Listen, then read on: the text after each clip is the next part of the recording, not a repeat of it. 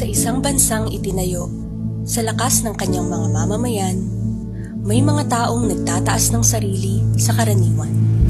Sila ang nagpapakita ng tunay na kahusayan, nag-aalay ng kanilang buhay upang protektahan ang ating kalayaan at ipagtanggol ang ating bayan.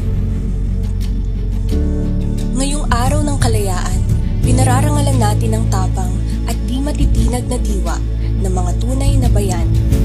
Sila ang pinakakatawan ng lakas ng loob, dedikasyon at tapang. Ang mga tunay na sundalo ng bayan. Bawat labanan na pinagdaanan, bawat bala na tinanggap, ay pinasigla ng pag-ibig natin sa ating bayan. Isang pag-ibig na dumadaloy sa ating mga ugat.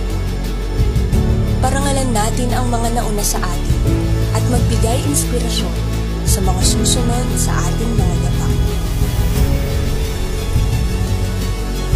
Ngayong araw ng kalayaan, tayo'y magkaisang tumindig upang itayo ang isang bansa na matatag at maipagmamalaki. Ang diwa ng Pilipino ay